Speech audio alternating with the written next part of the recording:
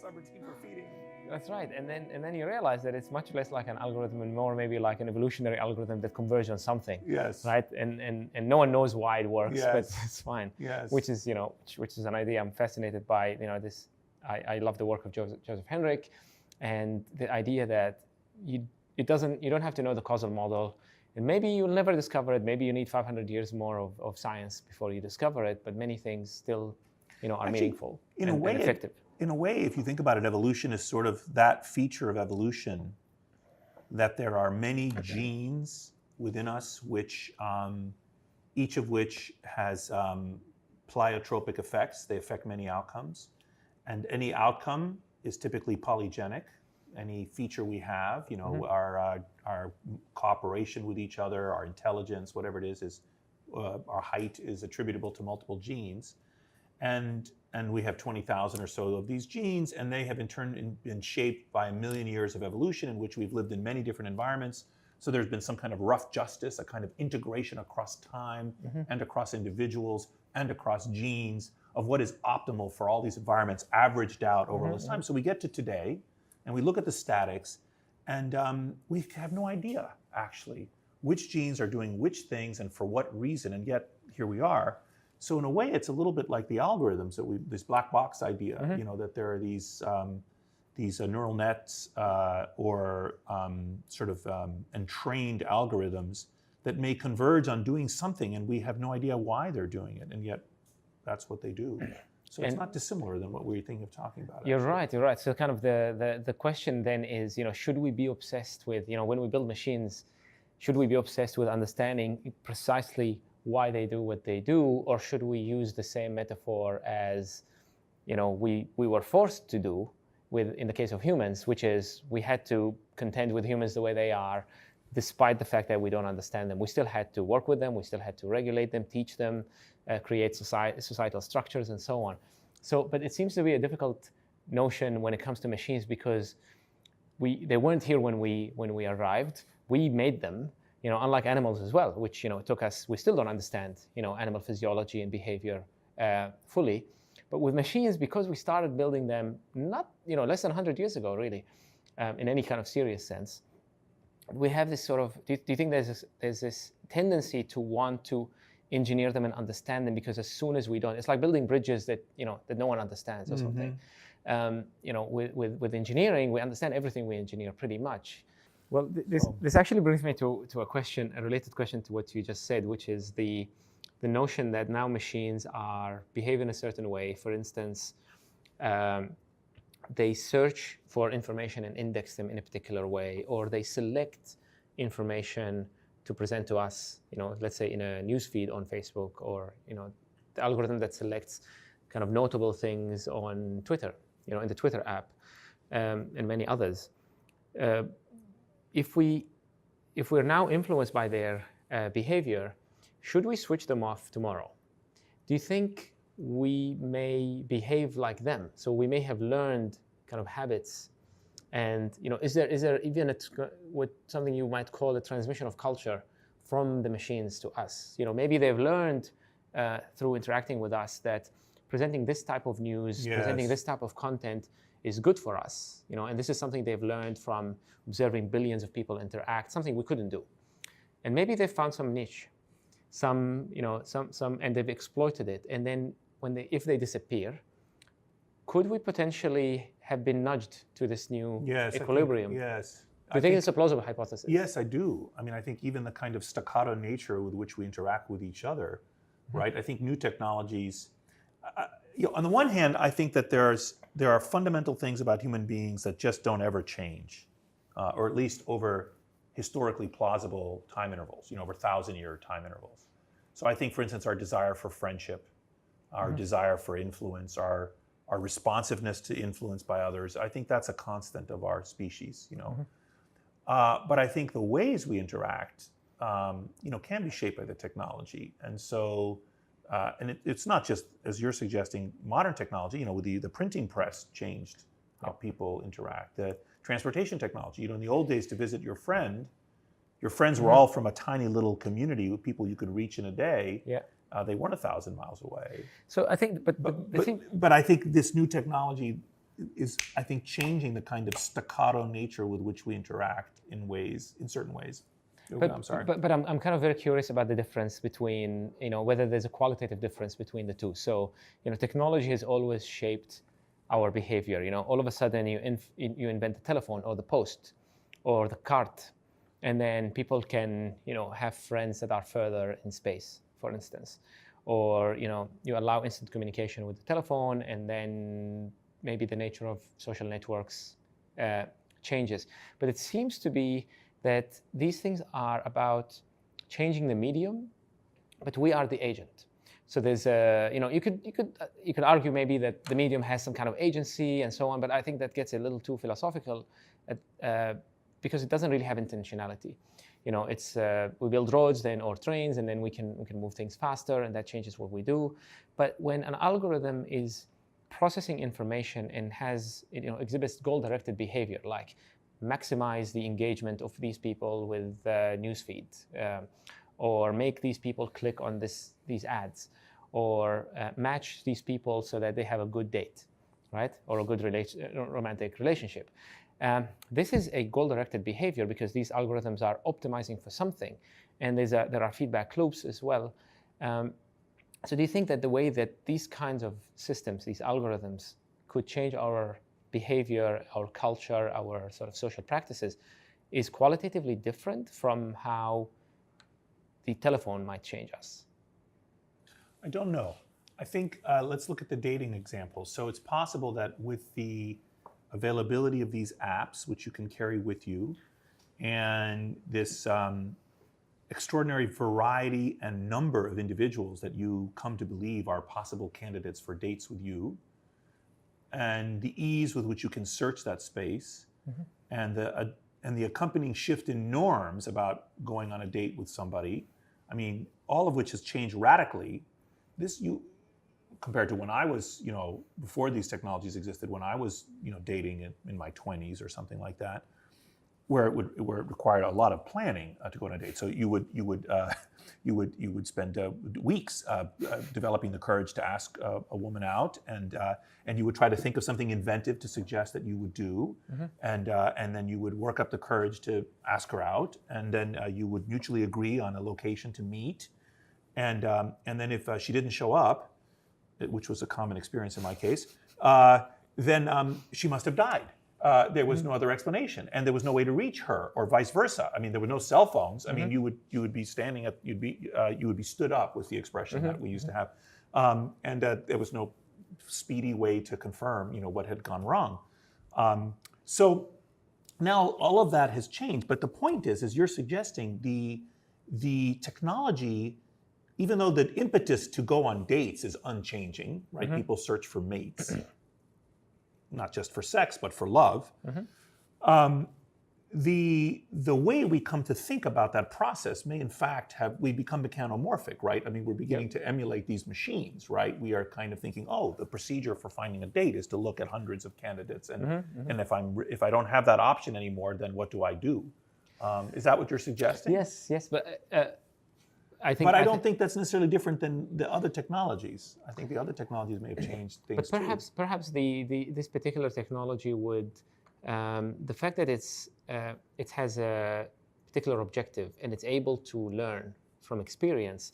I guess it is kind of similar to the way that products. Let's say the phone was invented, and then technology, the telephone technology improves, and then you can have larger directories. You can have mobile telephones.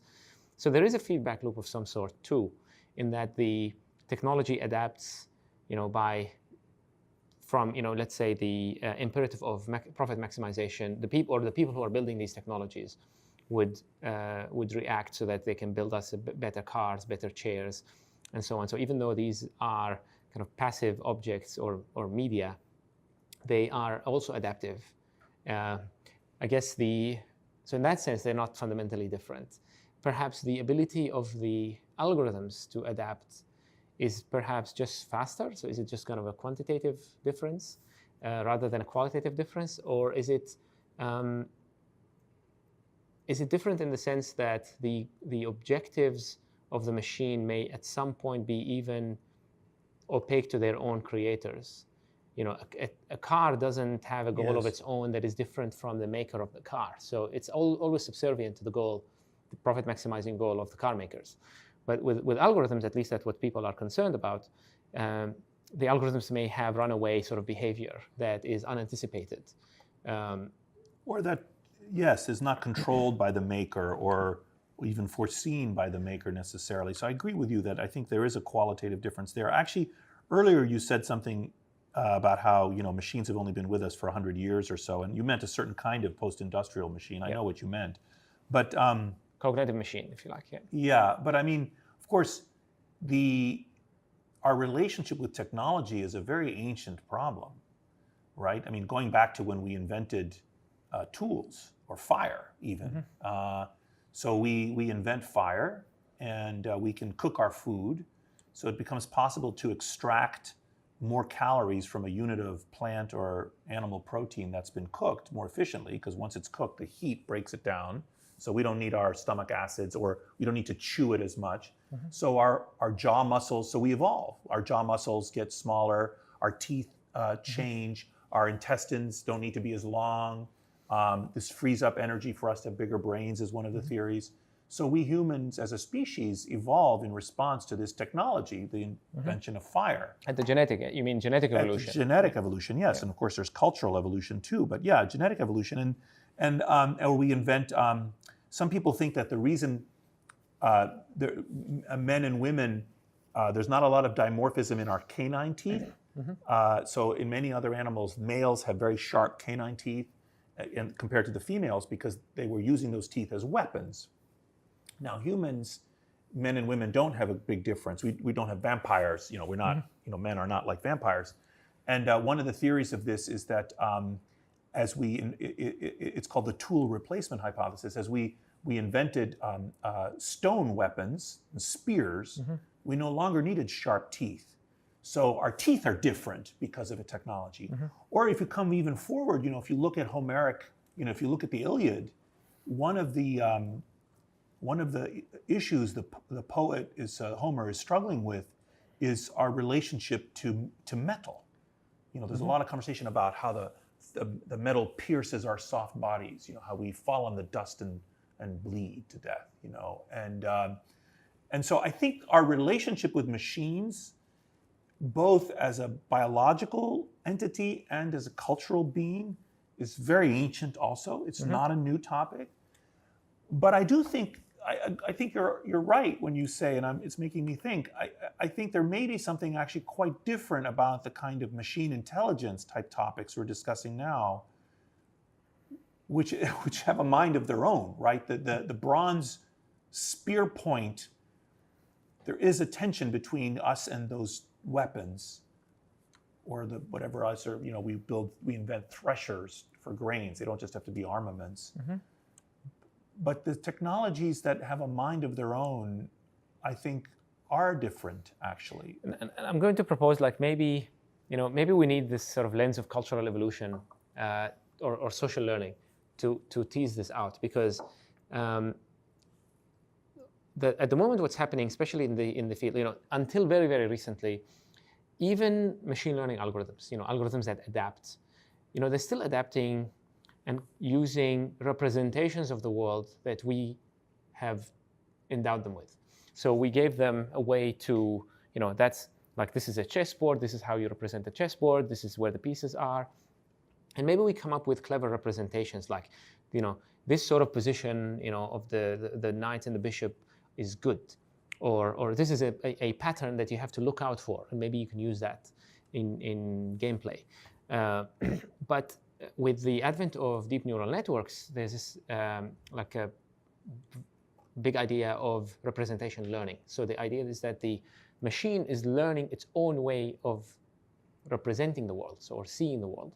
We can't tell it, look for, to recognize mugs, you have to look for circular shapes and cylindrical things, and so on.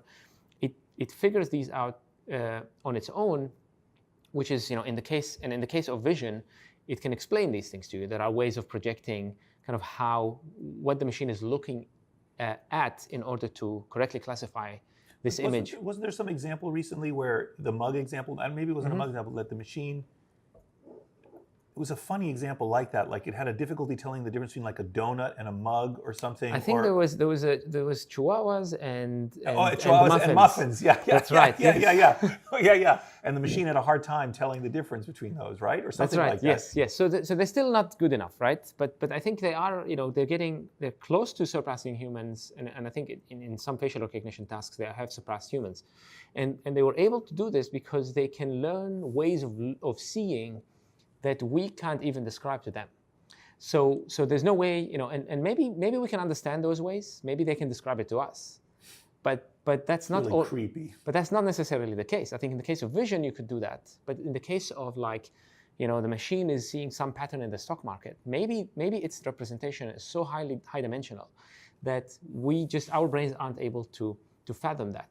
Now, but we can learn maybe to look for those patterns. We don't know how they, why they work, but perhaps we can learn from the machines to look for them.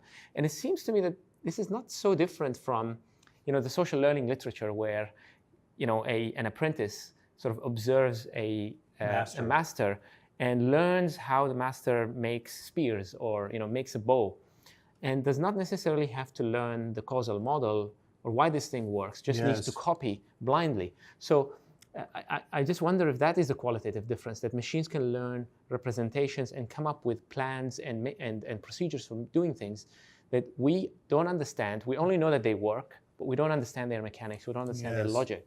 Well, I mean, in some ways, it's an analogy to cultural evolution. We inherit these practices that have been shaped by generations of people collaborating to invent a procedure, and we don't really understand how the procedure works. So I have this new book that's coming out called Blueprint, The Evolutionary Origins of a Good Society. And in the book, I tell a story about Amazonian Indians that have arrow poisons, curare-based poisons. And they've inherited these procedures that have been shaped by generations of practitioners on how to make the poison just right, which plants to extract the stems and the leaves from, what time of day even to do that. We go back now scientifically and we think, oh, well, at that time of day, the plant has more sap flowing. Maybe that's why, or different concentration. You have to grind it in a certain way. You have to mix it with certain other ingredients. You have to get also the skin of some toads and certain other plants. And some of those other reagents may serve indicative functions. That is, they're like phenolphthalein. They turn color. They have no active ingredient, but by adding this particular ingredient at this particular moment in this elaborate multi-sequence, multi-day procedure, it makes the active ingredient change color when it's been heated enough or something, and so forth and so on. And they might be 100 different ingredients with the multiple steps and different heating and cooling and stirring and so forth. And they learn to do this, and the people don't know why or how. And scientists even perhaps don't even know why, how exactly. And they might say, well, this ingredient serves no purpose. I don't think you need this ingredient. And the guy will say, no, we need this ingredient. It won't work otherwise. So I think you're right about that. I mean, I think that in a way, the kind of analogy that you made, I think of machines doing things. And the analogy to cultural evolution was quite a powerful analogy. So perhaps they've come up with, they've discovered either perceptual sort of properties, like let's say properties of the world that you could perceive that we weren't looking for because we didn't know that way of looking was useful, or plans that we could not even evaluate in the sense of understanding why these plans are superior, or procedures for doing things. Yet somehow we can copy those the same way as the apprentice copies from the master. Yeah, I remember now what I was going to say. Yes, exactly, the apprentice and the master. So one of my favorite examples of that, which I found very moving, and it brought me to tears. I don't know if you followed Lee Sedol playing AlphaGo. Yep. Yeah. I mean, I do not play Go, so I did not follow the details of the game. I wish it made me want. I'd always wanted to learn Go, and I so desperately, maybe still. I mean, I'm 56. Maybe I'll finally learn Go, and maybe I'll get an app actually, and start to play Go. Some machine will teach you. Machine will teach me, exactly. So exactly, and my father was a physicist. He used to play Go, and I grew up with Go in the house. I never learned to play Go. Anyway, I became obsessed with Lee Sedol. So I watched the whole thing. I watched the competition, even though I didn't understand what was happening. And I knew, even though I knew what a champion he was, and I had seen when AlphaGo beat the European champion, or was and I had understood. I knew enough about machine learning to understand a little bit about how the whole thing was working. And so Lee Sedol comes in, and I knew he was too confident on the first match. He was just too confident, and he loses the first match, and you can see he can't believe, that he is lost. There's lots of lessons in that, yeah. Yes. Humility before the machines. Yes. So he loses the first match. He can't believe it, and then he comes back for the second match, and he loses that one too. And I can't remember if it was the second or the third where he makes a blunder, and then he loses the third match. And so it was 3 out of 5 games, and so he's lost to the machine. And then he does something which just amazed me. So he comes back in the 4th game, and he beats the machine. And I was like ecstatic. It's like my species, like I don't understand how the game is played even, and I don't know the man. And I have nothing against the AlphaGo team. I have great respect for them. But I was so happy that he beat the flipping machine, And then he loses the 5th game. And but then what happened, which blew my mind, is you could see him in the games not understanding. The machine was making moves that were so weird to him. And he's a champion, right? I mean, I think some of these things were called like alien play. Right? Alien play, alien play. And then what happened is Lee Sedol said, and this is what blew me away, when he started playing humans again, he was playing differently and better. Nice. The machine had taught him, and of course now he's playing in such an abstract way that he couldn't put into words. This is absolutely fascinating. Yeah. So I guess this is a good kind of high-profile example of this phenomenon. And of us learning from the machine as a master in some particular domain in this case, but there's no reason why it should stop at Go, right? Yes. It could end up, it could be surgical procedures, like fiscal policy or something, right? You could have, for years we used to do the surgical procedure in this way, but we had the machine work on 1,000 rats, and eventually figured out that it could switch the order of steps and use a different entrance. And now you can take out your thyroid by going in through your mouth. They cut under your lip and they dissect all the way down your neck, and they can remove your thyroid without any scars at all.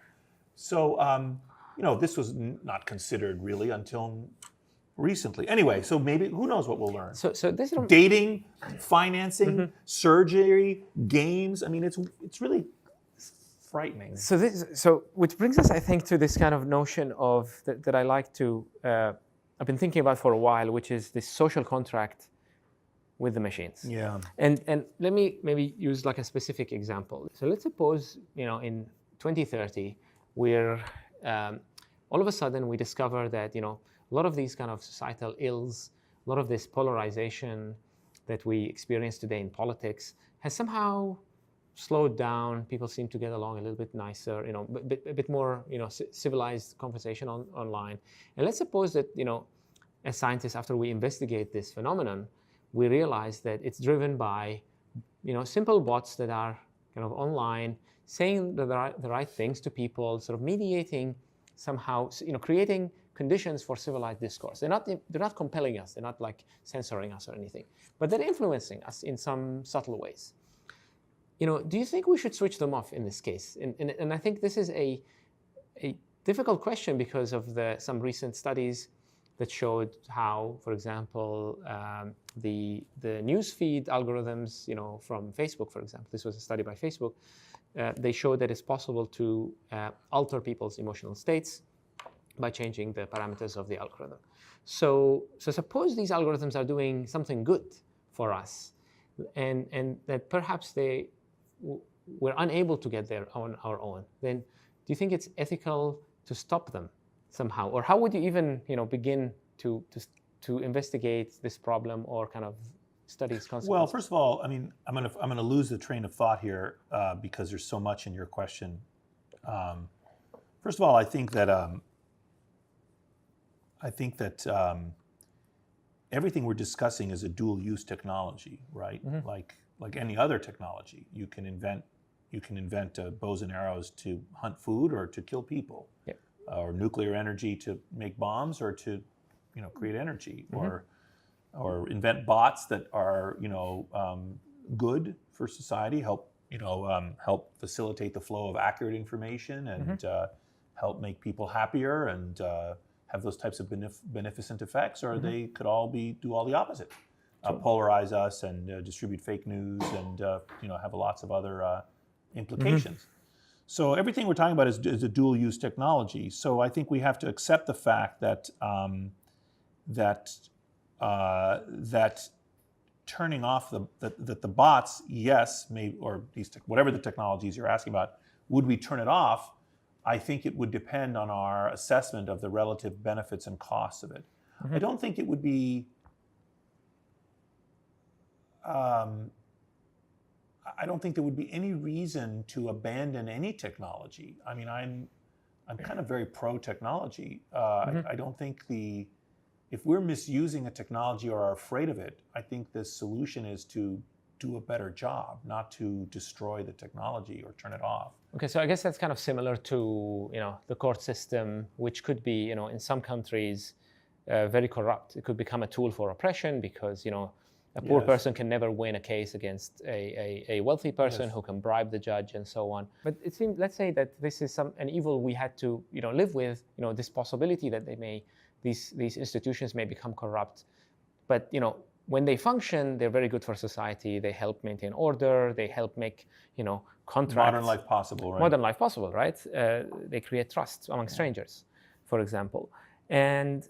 But somehow giving this sovereignty to a machine, like for example, giving an algorithm the power to decide whether a person should go on parole or not. This has been very kind of strongly contested practice and challenged, and a lot of people are worried that the machines will have there are all kinds of moral hazards, or that people might just blame things on the machine so they don't take responsibility for these decisions, like judges who use these things. So I wonder if there's a sort of a taboo somewhere that we're about to cross, or that we're crossing, or that it's just a matter of getting used to it, and recognizing the benefits of these algorithmic decision systems, or perhaps it's just knowledge that we can somehow audit them, that we can still maintain our own sovereignty, because that's what happened with Hobbes' Leviathan, that we, or Rousseau said, well, the general will, right? I think it was Rousseau or Mill, I can't remember, but that ultimately it's the general will that has to be expressed through this sovereign, right? And this ultimately. I know where you're going, and I struggle with this a lot, because on the one hand, we don't want to fall prey to like a technical criteria fallacy. We don't want to build such a perfect parole prediction algorithm that we lose sight of the fact that these are human beings that are on the receiving end, and that there are moral decisions that are being made here. Forget legal decisions. That there are ethical aspects to whatever it is that we are doing. Similarly with medicine, incidentally, that there's something very human and fundamental about medical practice.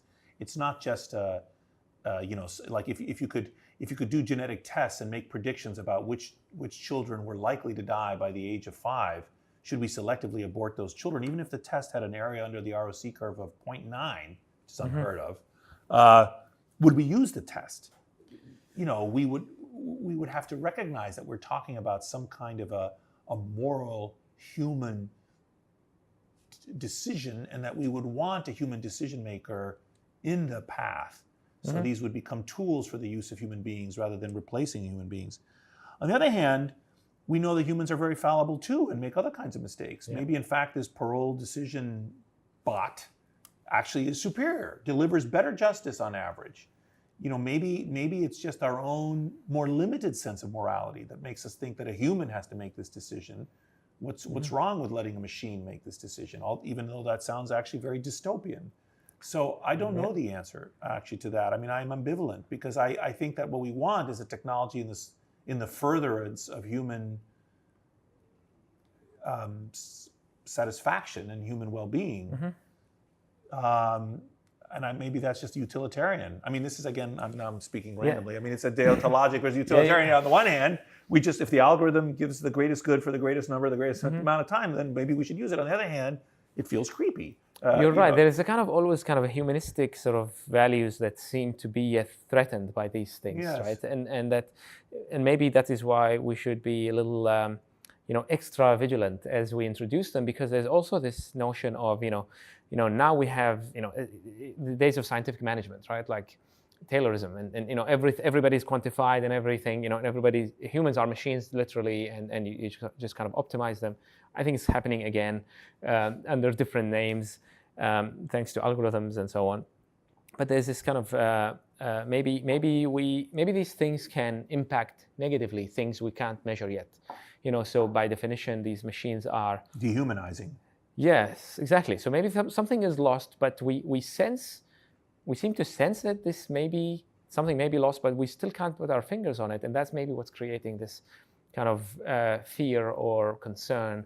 And it seems to be that we need to sort of have conversations about it and bring lots of different kinds of people into the mix so that we can figure this out collectively. Because if it's left to an economist, they're going to see the world in a particular way, or if it's left to computer scientists, they're going to see the world in a particular way and optimize for certain objectives. And then you have the Oppenheimer moment, I am Shiva, the destroyer I am become Yes. death, the destroyer of worlds, So it seems that we cannot really escape this sort of humanistic endeavor of like this, figuring out simultaneously what we have to do now, but also what this all means and what matters, ultimately. Like we seem to be in a constant quest for things that have meaning and things that matter in the world. And we have this kind of recognition that we still have not discovered all of them.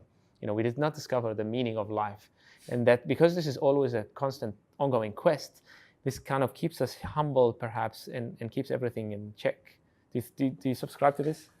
I don't know. I mean, like I said earlier, I could go both ways on this. I mean, I'm still struggling actually with, is there something qualitatively different about these machines compared to all other technologies and is it something about the way they think, or even is there something about the particular way they are among us? Maybe even it's something to do with the fact that they're non-physicality. They're not like physical machines among us. They are entering our minds and our feelings, and they are.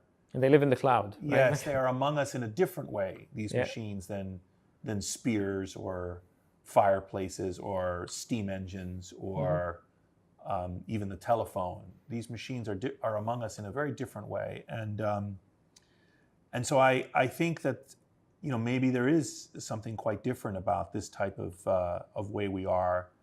And I also wonder, one of the things, this amongness, one of the things that I've been struggling with is this notion of, in some of our recent work, is this notion of hybrid systems or heterogeneous systems of humans and machines that coexist on the same plane. Yep. So the issue is, we've done some experiments where we take online groups and we replace some of the humans with very simple bots, and we're trying to understand how the groups perform when they are a combination of humans and these bots, and is it possible for these bots to help the humans, to help themselves, to be better, to cooperate more, coordinate their activities more, and so forth. And the way I like to summarize that work is that what we are not interested in we're not interested in making super smart machines. Like, we're not interested in inventing AlphaGo. We're not interested in inventing, we're not trying to invent super smart AI that can replace human cognition. We are trying to invent dumb AI that can supplement human interaction. What we're trying to do is develop these simple machines whose purpose is just to help the humans to overcome the collective action problems, just to help, like a catalyst, or like just lower the activation energy of a chemical reaction. They're just trying to help us overcome. And because they're interspersed with smart people, the machines don't have to be smart. They just have to lubricate our interactions in a little bit. So in that regard, maybe the machines could be dumber, could help us in a very beneficent way, wouldn't necessarily scare us, and would help us address some of the challenges we've been discussing. So I'm trying to maintain my optimism about, first of all, let me say something else. I don't think there's any stopping technology. Like there is no Luddite, there's no move. It's like will there be gene editing of humans? Yes. The only question is who will do it first and where will it be? Will we as a species start editing our germline? Yes. The only question is, do we want some kind of democratic control over this, or how will that technology be regulated, and where will be the political will? Yep. And you'll see crazy political alliances, that cross-cut the traditional right-left divide, where all kinds of groups will suddenly be in favor of artificial people, edited people. So I don't think there's any stopping the technology. So I think, as you're suggesting, it's just a question of how will we cope with it? How will we regulate it? Yes. I think on that note, I wanted to kind of go to ask you a broad question about how your work as a social scientist and the work in computational science or computer science have sort of interacted over the years. So a lot of your work as a social scientist who uses computational methods has contributed to converting people like me from computer scientists to the social sciences. So I'm part of a very large group of people that have been inspired by the work that you've done and others on that a lot of social science questions can be construed as computational questions or can benefit from computational methods, and you kind of converted us through your work on contagion and the effect of social networks on behavior, and now you seem to be kind of becoming a computer scientist yourself. So how have you seen this sort of evolution of yourself as a scientist, but also maybe the ecosystem around this? Well, I think the best science is done where fields meet, and often this type of meeting of ideas and of tools facilitates discovery. So one of the famous examples of this is Galileo's discovery or use of a telescope. He reads about a telescope being been manufactured in Northern Europe. He decides to build one by himself, and then proceeds to use it by looking up at the heavens and seeing all these new things.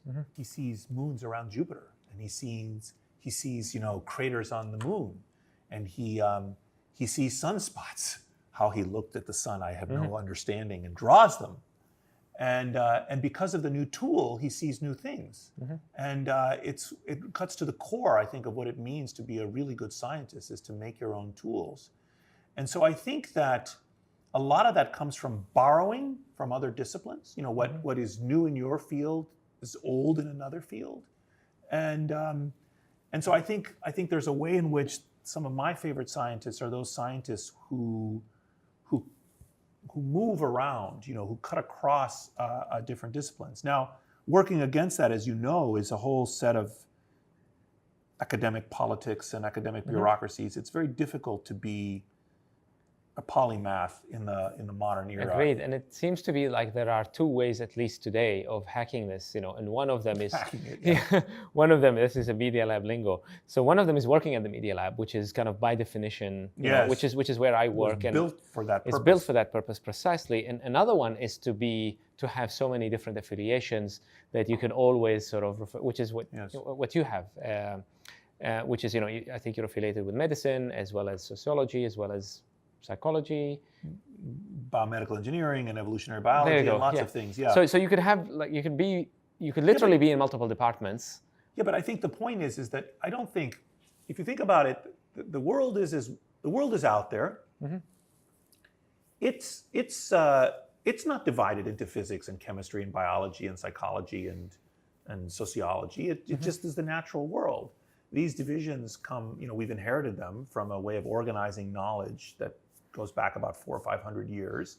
And there's no reason necessarily that we should respect them. So, what is the boundary between social science and computer science? There was a big fight, you probably know more about it than I do, between computer science and mathematics 40 years ago, right? The mathematicians were like, well, no, that's a different field, you know. I think they regret it now, actually, but that's a different topic. I think so. I think these boundaries are driven in part by academic politics and bureaucracies, which, in my view, warrant the least respect possible. And so I don't think that there's any reason why anyone should be constrained. Now, I'm not stupid. I know people need jobs and need to get promoted and need to. But the merger, like for me, the exciting part is you look over here at computer science and you say, wow, they're doing some pretty interesting things over there. Or you look over here at the social science and say, wow, they're doing some pretty interesting things over there. Why shouldn't you go there? I mean, there's no reason not to, as far as I'm concerned.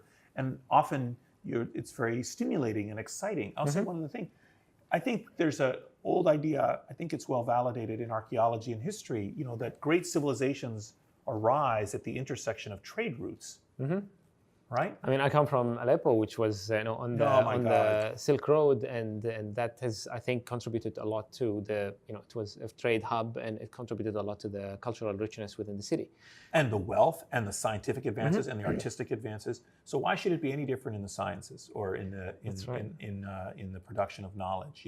I think the greatest discoveries, the greatest creativity comes at the intersection of ideas and fields. And so, on the defense of interdisciplinarity or multidisciplinarity, you will find no stronger defender than me.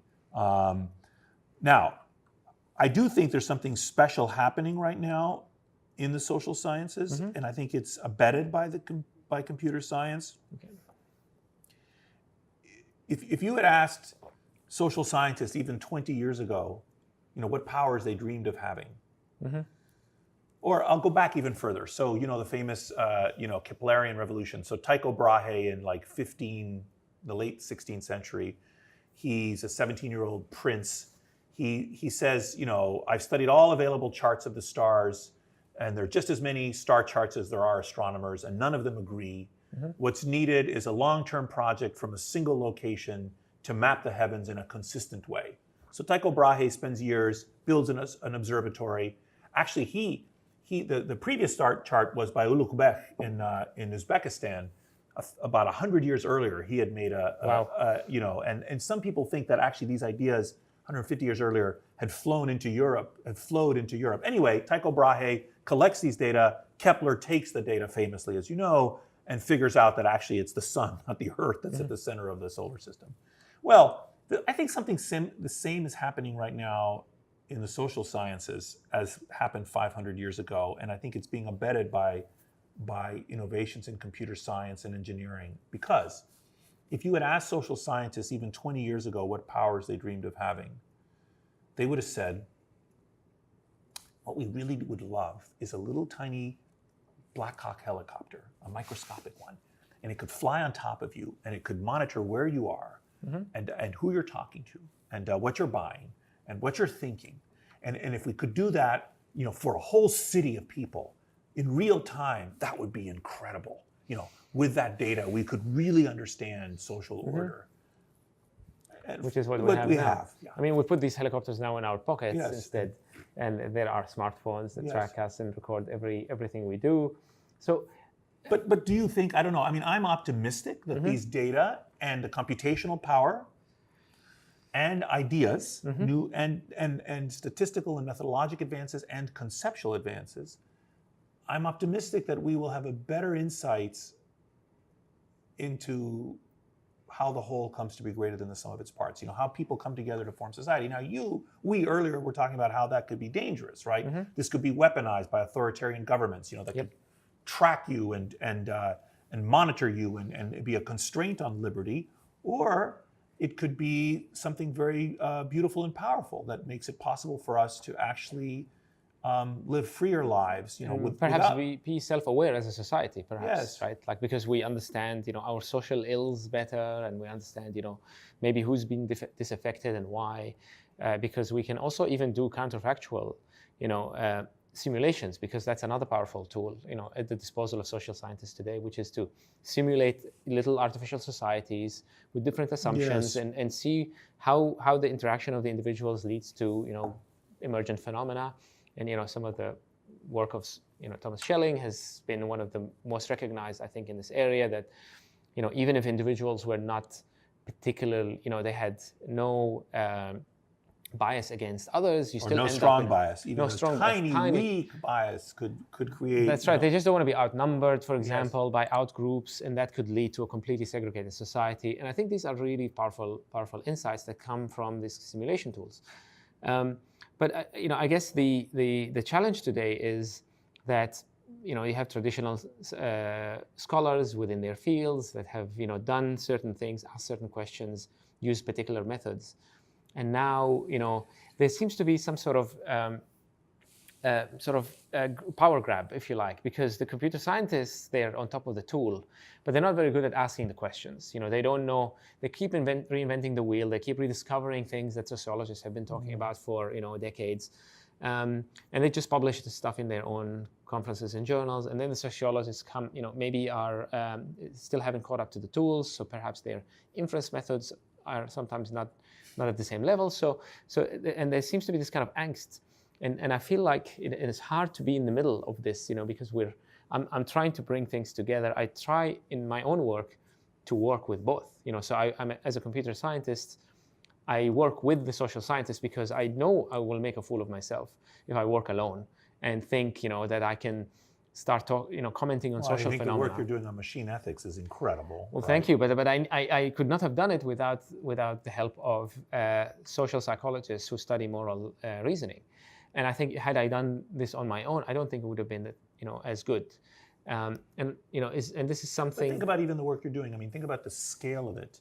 Think about the tools, right? You invent tools that make it possible to collect the data, and then collect the data on a vast scale, and then use that data to make inferences that have implications, that are not just sort of tiny observations about the world. They're actually very deep observations, which not only are deep, but actually rightly would affect how we program these machines to live among us.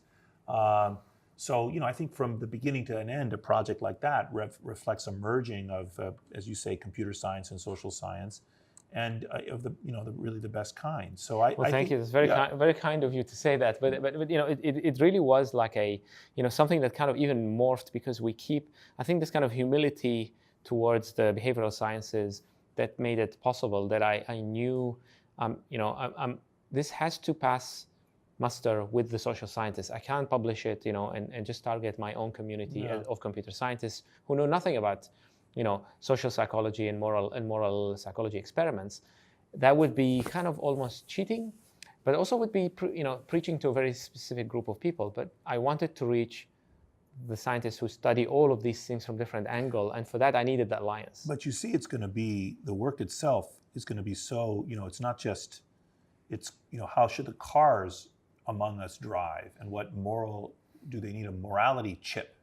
How do they make decisions between sacrificing the life of some people are saying the economic imperative will be so great that there's no way you'll be able to sell a car if you tell the buyer that actually this car might sacrifice your life for the benefit of 4 people in the road. But the problem is that this dissuades people from adopting a potentially safer technology, which would be an even worse outcome. I totally agree with you.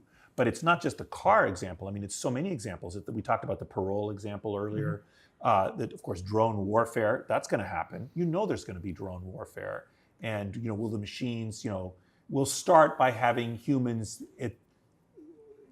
at multiple steps, and then they'll be removed. It'll be found that it's better to remove them. It's faster and fair even. It'll be found that they're less prone to error. To take the humans out, then there'll be some at least one step the human is in the decision chain, and then it'll be decided that actually, well, we don't really want the human in the decision chain. Maybe just it's a sort of fig leaf. The human is told, hit the button now, and then they hit the button, but they always hit the button. So I mean, there are people who object fundamentally, though, to this. I know, but technology. that's what's going to happen. I mean, we absolutely know that's what's going to happen. And it was like when the smart bombs were broadcast on TV 20 years ago. This was like a technological marvel. The Defense Department would show, these videos of the bomb being, laser guided down a shoot and just killing the people we wanted to kill and not killing anyone else. And this was seen as a huge advance, which in some ways it is, right? I mean, warfare is awful. Innocent people are killed all the time. So we'll reduce that. Some people short of ending war. Well, but this is the thing I think. If you get to think about it in the limit, like think about it like a physicist or a mathematician. Like, what's the limiting condition? Like, what's the boundary condition? If the weapons actually get so good that you're only killing the people who, quote, actually deserve to die, and if both sides have the same weapons, then maybe nobody will kill anybody. Right? Like we've narrowed it down to such, it'll asymptote to zero. So right? you're basically mutually assured destruction by virtue of eliminating all externalities. Externalities. Okay.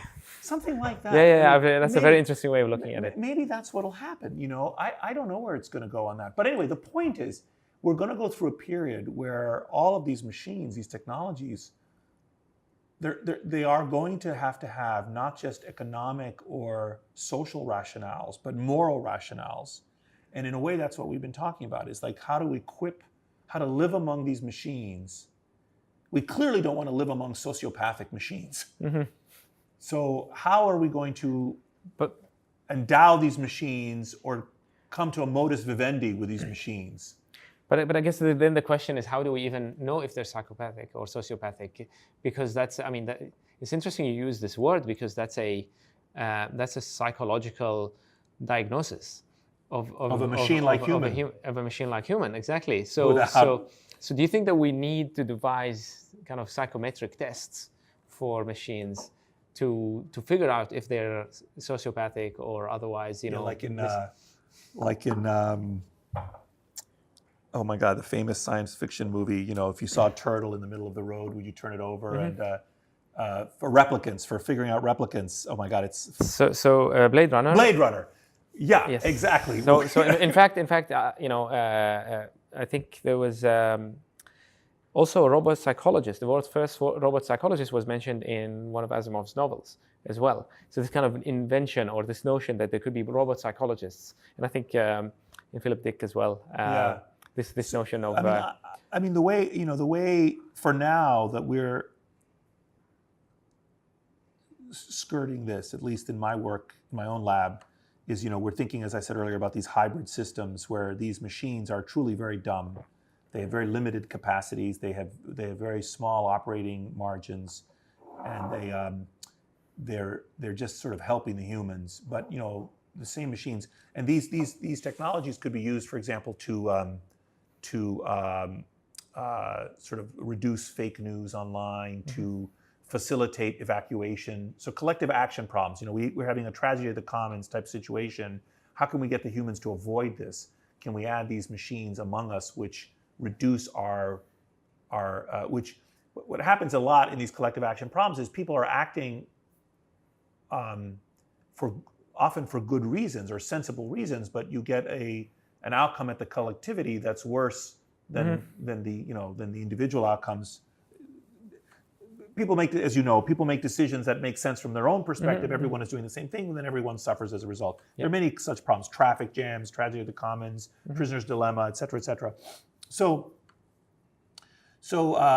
incidentally, the traffic jam example is one of my favorite examples. Like, if you just could get people to stagger their departures from home and from work by just jitter their departures by a few minutes, nobody would ever have it's actually no one would ever be in traffic. So maybe there's a machine solution to that. Where everyone and actually, this is a problem that was analyzed, or a problem that was identified by computer scientists. Actually, your compatriot Christos Papadimitriou and others have contributed to this, which is the price of anarchy. That if everybody just wants, if every driver for themselves, wants to get from everyone A to B, is stuck in traffic. Everyone becomes stuck in traffic, and if they could just be controlled, if they give up a little bit of control, a little freedom, and I think that kind of connects with this broader but think story. About it like the Leviathan thing we were talking about earlier.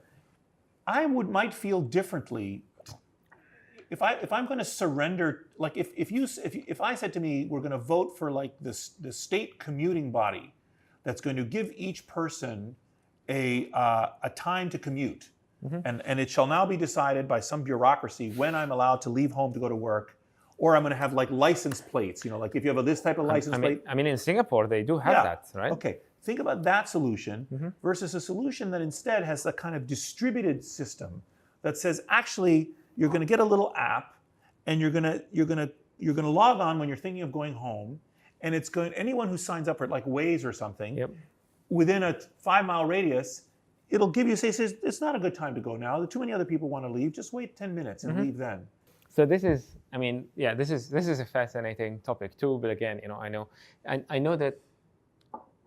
So I know that you've been putting tremendous effort into promoting freedom of speech on campuses and just more broadly. And this is something you're very passionate about, and that comes with some sort of controversy as well.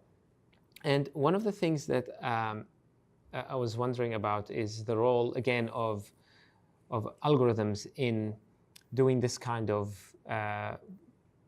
let's say, promoting civilized speech while also preventing abusive speech. There are algorithms for filtering things. There are, you simply, ban people, for example, if they use abusive content online, for instance, that crosses the line. And of course, different people have different views about who sets the line. That's right. Who sets the line, and which is for what? Which I think is one of the fundamental questions about how you program systems that regulate speech online in some form, because we humans cannot agree on what the social contract is before we delegate to a machine or a bureaucracy or to Facebook or whoever, the task of policing these systems. And it's not so dissimilar from this notion of machine ethics in the case of autonomous cars that I've been studying, which is, we can't agree on the ethics of the autonomous vehicle. So how can we expect the programmers to just figure something out that will work for everybody? So it's by definition a problem of collective action and also of reaching consensus within society. So have you thought about this problem in the context of online speech? Well, I think first of all, there's a lot. I mean, we could talk for an hour, 2 hours about this whole topic. I think there's a lot of misunderstandings about this. So there's people often talk about, for example, the First Amendment. As most people know, the First Amendment only relates to the ability of the government to restrain what people say in our society. So most of the time, these issues are not First Amendment issues, although sometimes they are. For example, the Masterpiece Cake Shop decision that was recently made. And sometimes people think it's just about campus, on-campus issue. But what I'm concerned about is much more broadly what it means to have a civil society, what it means to live in a plural democracy, and to what extent must we each tolerate things we don't like as a price of living in a free and open democracy. Do we really want to surrender to others, to decision makers, rights over what we do? And I think one of the most amazing things, one of the things that makes me so proud of the American project, is that it's not bound by who you are. It's bound by we're a nation of immigrants. It's bound by what you believe. Do you buy into the whole vision of society that the founders had? And I think that anyone can be an American. I mean, there are many countries in the world where you can't become a Japanese citizen, you can't become a Swiss citizen. I mean, it's almost impossible. There are countries that are ethnically incredibly homogeneous. You cannot. They don't have birthright citizenship. We have committed ourselves in this society to the notion that anyone can be an American, and in order to be an American, you just have to sort of adopt the Bill of Rights, which is one of the most extraordinary things that has ever been written.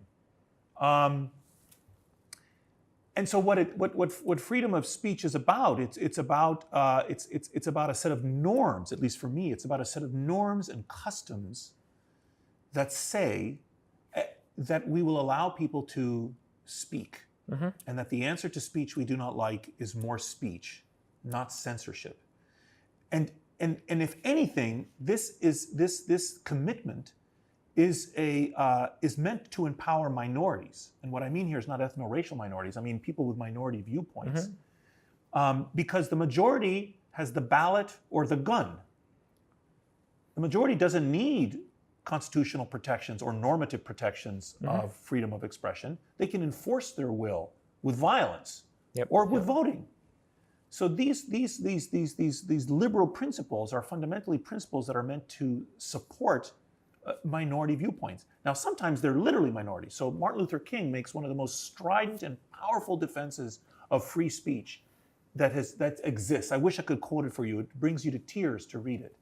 And he makes the argument that but for this commitment, it would not have been possible to have the civil rights movement in this country, that it would have just been crushed. It's his appeal to the Bill of Rights that actually allows us to become a better society, a more progressive society. So, the concern I have is not so much with government infringement on speech, although we're seeing that too. My concern is not so much with campus stupidities, although we're seeing plenty of that too. My real concern is where we are as a society.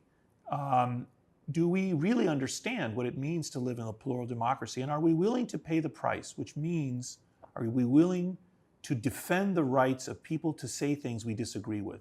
And one of the things that I often, when I get into discussions with people about this, I said, I'm really in favor of free speech. I'm like, great, tell me somebody you disagree with whose right to speak you would defend on campus.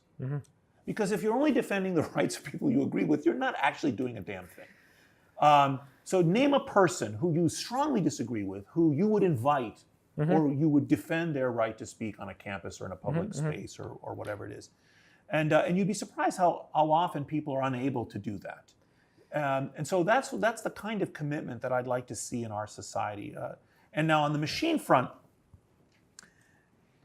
I would be very, very wary of police bots, that are online. And we talked about the right. I mean, in some sense, we talked about whether these machines could take away our, could decide whether we are paroled, could shoot us, could kill us. These these drone warfare ideas and all these other ideas we discussed could deprive us of money, trading algorithms. But to deprive us of speech, that's a whole other terrain. Absolutely, but I think it's interesting you mentioned police bots, because I see two places where bots could play a role. One as a police force / sovereign government that can enforce things, and that so let's say a social media platform employs certain algorithms to decide what content should be banned or flagged or whatnot. And this gives, that's kind of the policing. And then this gives an opportunity or incentive for, let's say, regulatory capture of some sort of, people with certain views who want to silence certain speech would want to capture or the programmers somehow or pressure them to incorporate certain features into this bot's decision-making apparatus. And that seems to be one problem. Another problem is weapons in the hands of the people who are themselves policing speech in kind of a vigilante justice sort of approach. Do you think what's happening in China right now is not concerning?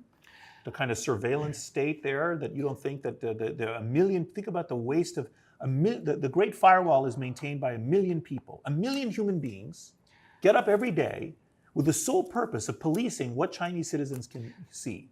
What a waste of talent and effort. So this would be, okay, so I would classify, and I think Gary King has been studying these systems and has done some just fascinating experimental work in this area.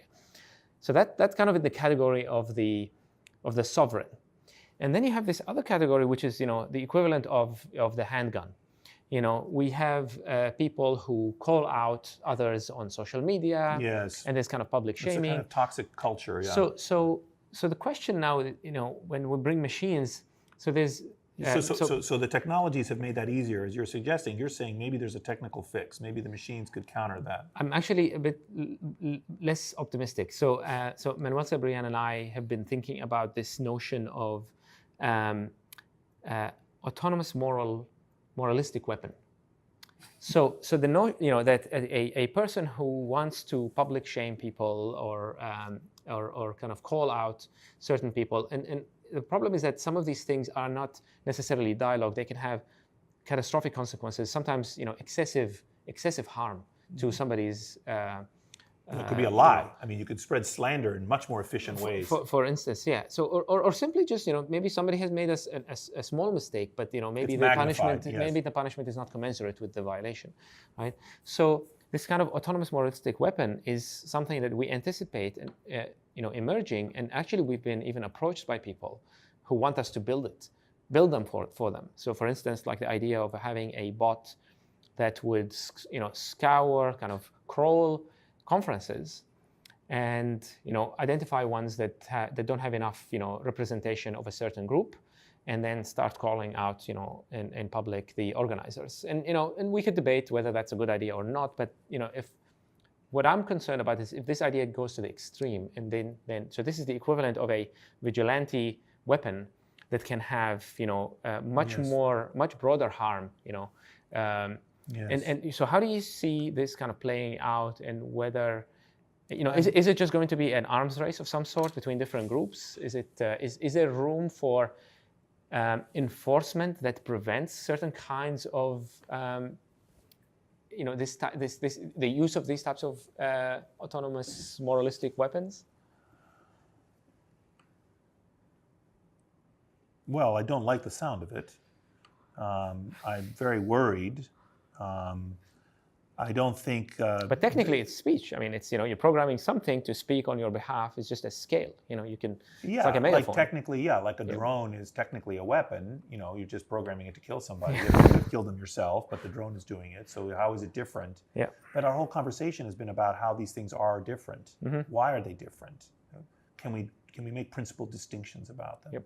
So I don't know the answer to your question, but I would say that, I would say that. You can pull the trigger on a gun, press a button, and a bullet fires and you kill one person, or you could press a button and a bomb drops and it kills 1 million people. Well, you just pressed a button, but there's a big difference. Sure. So, I think that these new technologies give us ways to call forth mobs, that cater in a way to our most vile parts of our evolutionary past. And I would hope that we would be capable of guiding the technology in a way that is in the service of our better nature, not our worst aspects of our nature. Well, you're ultimately an optimist, and which is something I admire in you. And on that note, I think we'll wrap up as well. So thank you so much. It's been great. It's been so much fun. I really enjoyed our conversation. Thank you. Same.